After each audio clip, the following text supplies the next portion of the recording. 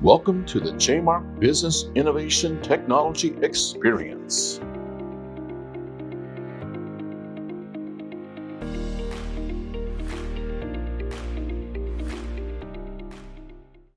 Okay, welcome again.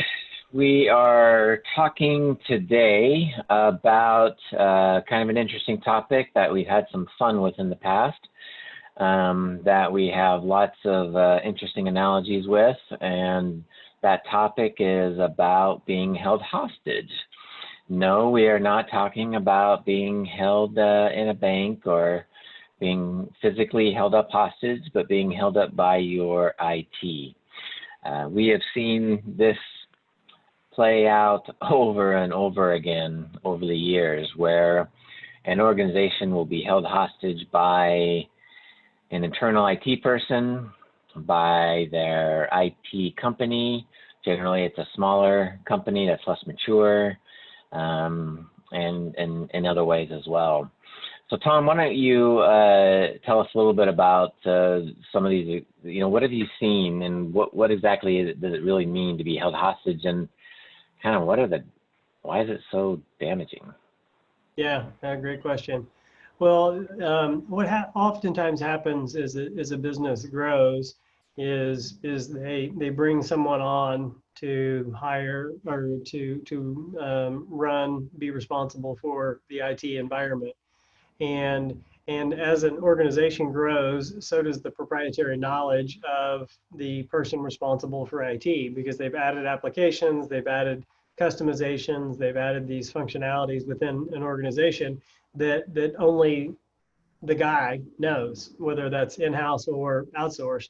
And if that person were ever to get hit by a bus, disappear, fall off the face of the earth, win the lottery, then the organization feels like they would be absolutely sunk, and there's just no way that this person could go away. It's almost like a sacred cow, like, oh yeah, don't make Bob the IT guy mad, because he might not fix your stuff in those kind of circumstances. And so it really leaves the business owner or people responsible for running the company feel like they're kind of being held hostage by, Bob the IT guy or whoever it may be, that really they feel kind of powerless in order to create accountability for.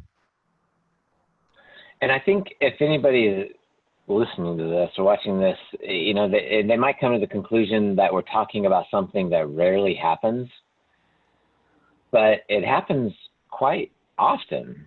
Mm-hmm. It happens so often that one of my good friends and board members, Tim, has a saying that we share inside the organization, and that is, in IT, you can have no cowboys, you can have no pirates, and you can have no ninjas.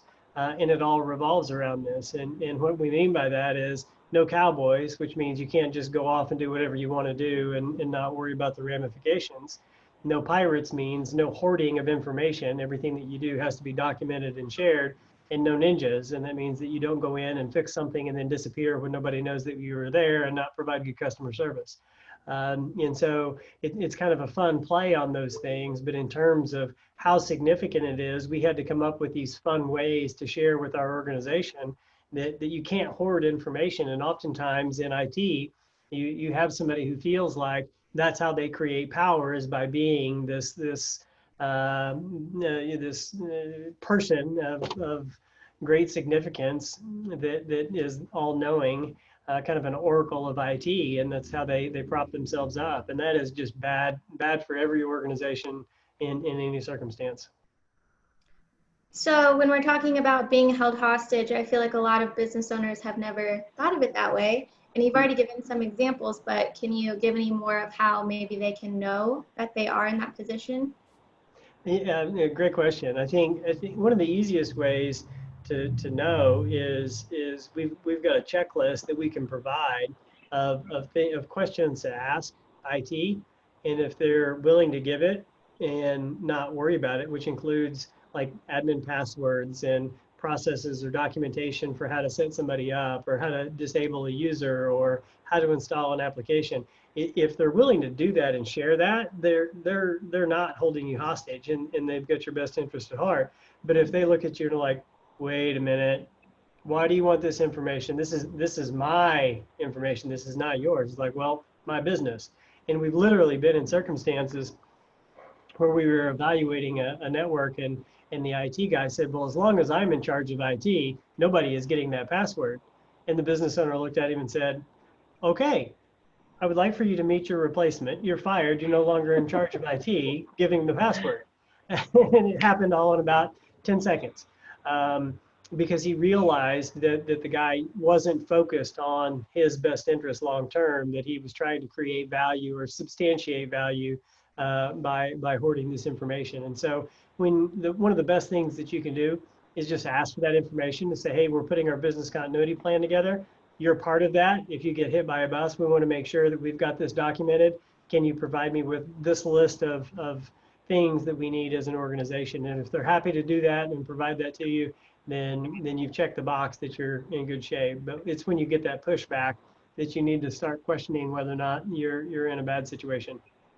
So let's break it down a little bit deeper, though. What are these things that they need to look for or ask for? So, for example, passwords would be one. Mm-hmm. The backup and disaster recovery plan, documentation of the network, mm-hmm. Specifically passwords to network devices, mm-hmm. Administrative passwords to the domain or system. What else? Yeah, it's just documentation as a whole. So if you think about, one of the bad things that oftentimes happens with small IT organizations is they've created workarounds. Like everything is not set up to best practice. And love the street. And because it's not set up to best practice, there's these things that will break on the network, and there's a set of steps that people have to go through in order to resolve these one-offs or these things that are not set up well on the environment. And so it's like, hey, we know that on once a week you have to go in and do this process to reboot the server. Do you have that documented? And if not, do you mind to document it? So it's kind of the SOPs, the standing operating procedures that it takes to run IT in that environment.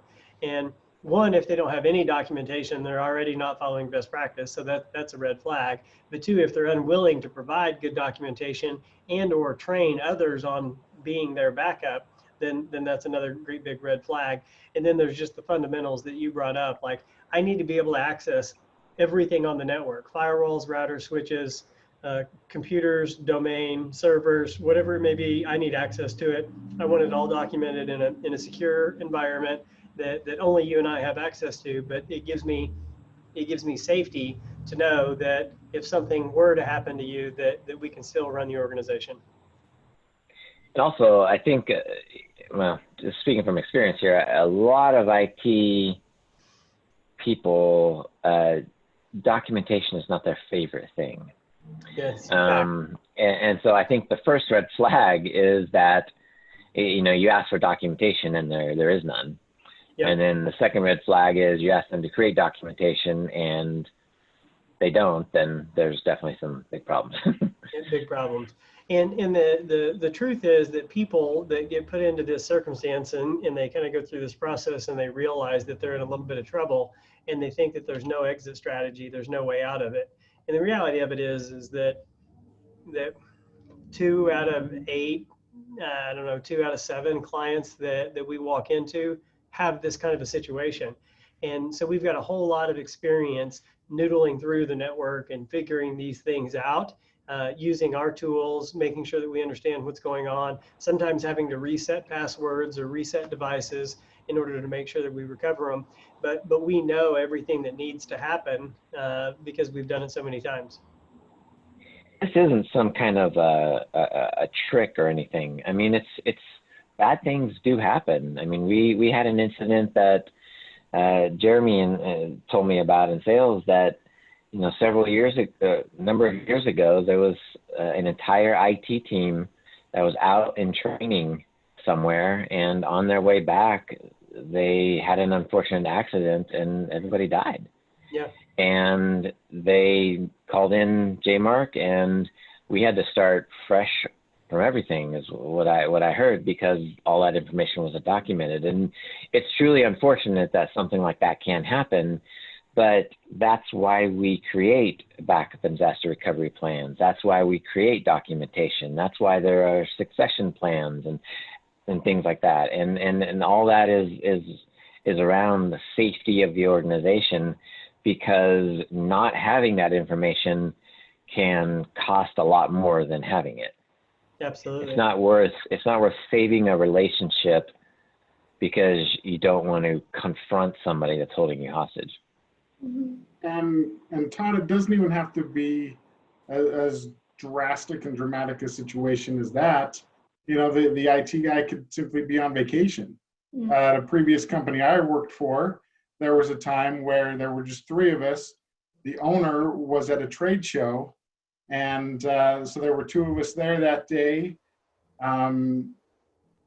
Server crashed, everything went down, everything was black. We didn't know what to do. We couldn't, the owner was at a trade show and he was speaking, so we couldn't get a hold of him. The IT guy, outside guy that we had hired, you know, the IT company, who was a one-man show, was on vacation, and he hadn't even actually informed anybody that he was going to be gone for a week. And so there was literally nothing to do. We went home and could do no work for about 3 days until the owner got back and was able to get a hold of this guy who was camping up in the mountains, and get, you know, that guy, put him in touch with somebody else who could come and fix things. And, you know, we were down for 3 days with nothing to do. Yep. Oh. And go ahead, Christina. Oh, you go ahead. I was about to move on to something else. So. Well, and that's exactly what I was going to say, was that's exactly the reason why we don't have any single points of failure inside of JMark, is because we want people to be able to go on vacation. You know, we talked not long ago about people first and technology second, and part of people first is empowering people, enabling people to go on vacation without getting 1,000 phone calls while they're on vacation, because they're the only ones that know a piece of information. If it's not documented, it didn't really happen. And so we have to make sure that not only are we doing what's right, we're documenting it, and then there's a team of people that know how to support that beyond a single point of failure. So we've talked about what it means to be held hostage and to know if you're in that situation. What can someone do if they do find themselves in that situation? Call us. It sounds silly, but a good IT organization is going to be able to work through any of these situations, even though it's unfortunate. And sometimes it means that a business owner has to let Bob, the IT guy, whoever it is, go, or let a company go, and it's unfortunate. Sometimes it's just a matter of having the courageous conversation, like we described, and saying, hey, we're building our business continuity plan, and so we need to put this list of things together, and we need you to get it done. And I'm not going to approve your vacation until you do it, or whatever it may be. But it really is understanding that because IT is critical to an organization, that you're failing as a leader if you're not protecting the rest of your organization from the single point of failure and from this hostage situation. You're really letting people down, because you're putting their livelihoods at risk if something happens to that individual, or even in a bad situation where not only have they hoarded the information, but they put a bad design in place that nobody's looked at or verified, and the whole system crashes, and then an organization is absolutely sunk. So having an organization come in, do an assessment, make sure that the documentation is good, the environment is set up to best practices, really does help, because oftentimes, whether it's an internal IT shop or a small company, they have a hard time keeping up with all the best practices, and that can create risk in an environment. And so just having that third party validate whether or not the best practices are in place, whether things are being done right, the documentation is in place, that the organization essentially is safe. It's a little bit like taking your car in and having a checkup done to make sure that everything's working like it's supposed to. If you don't do that every now and then, you're just kind of making some kind of not so good choices. Also add that the someone listening to this might come to the conclusion that, that we're just trying to paint everybody but ourselves in a negative light, whether it's an internal IT or some small IT company. But the truth is that we work with a ton of companies that have internal IT. Mm-hmm. And we have gone into companies in this situation, and the act of bringing us on to manage different aspects of the infrastructure has kind of kicked the internal IT into gear and made them realize what actually they need to be doing, and help to hold them accountable.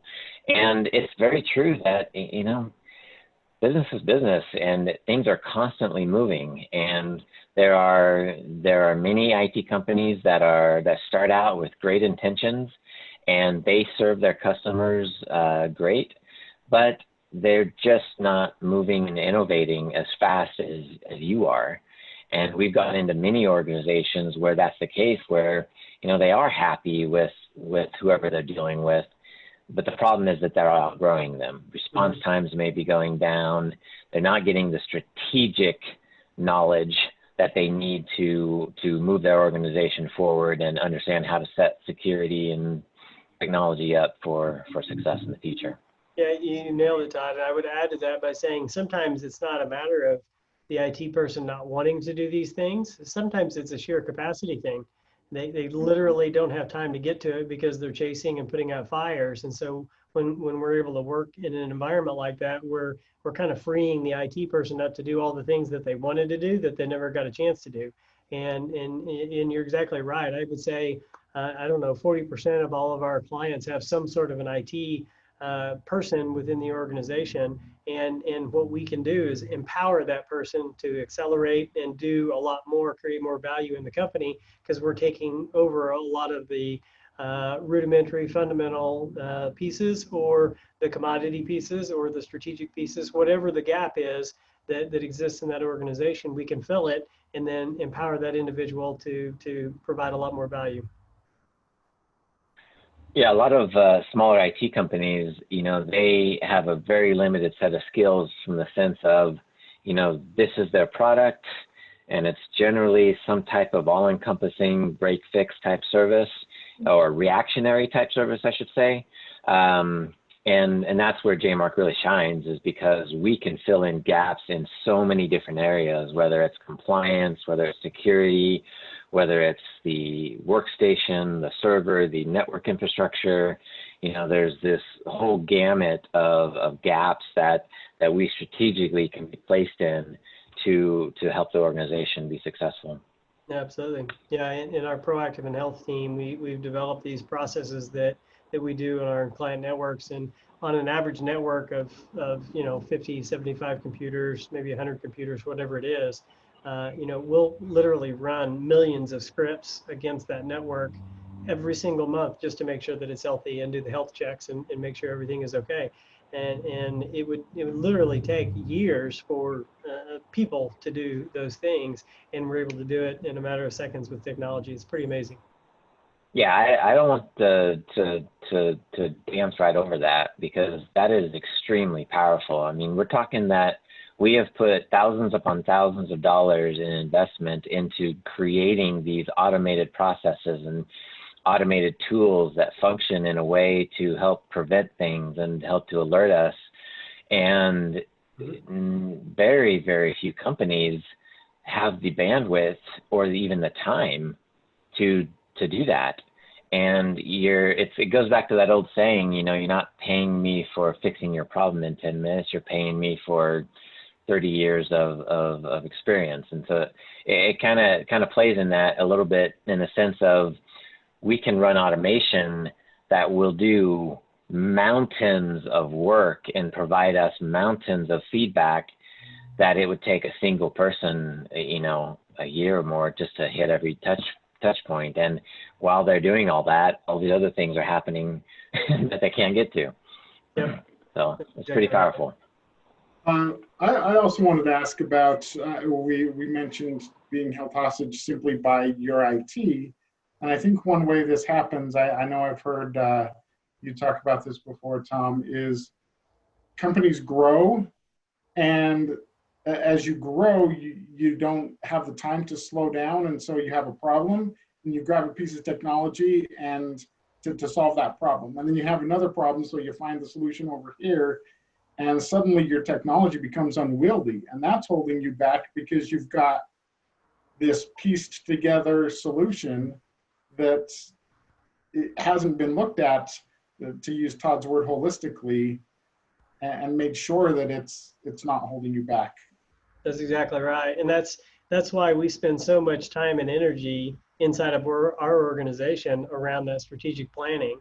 You know, our CRMs inside of our organization, their whole job is to take that step back and look at things holistically. So they're gathering information from the support teams, they're gathering information from the business owners, from the stakeholders in the environment, and then putting that together and developing that strategic plan to make sure that we don't have, you know, cowboys, that we don't have all these loose ends that are out there, that we're bringing it in and making sure that everything's focused and intentional.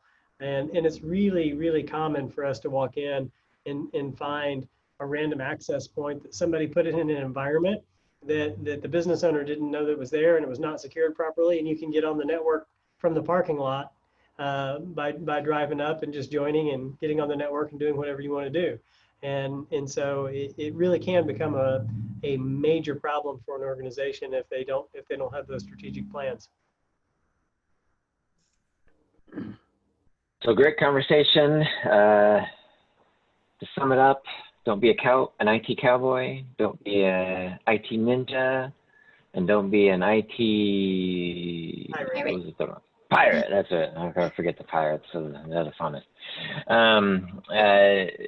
Great conversation, and we'll be posting some more information on our website that you can look at and download. And please reach out to us if we can help to determine if you're being held hostage. Take care. Thanks, everybody. Yeah. Thank you for attending this podcast. We hope it has been informative and helped convey that at JMark, we are people first and technology second. To learn more and discover additional content relevant to your business, please visit us online at jmark.com or at LinkedIn, Twitter, Facebook, and Instagram. You may also call us at 844-44-JMark. Thank you for your time, and we look forward to seeing you again.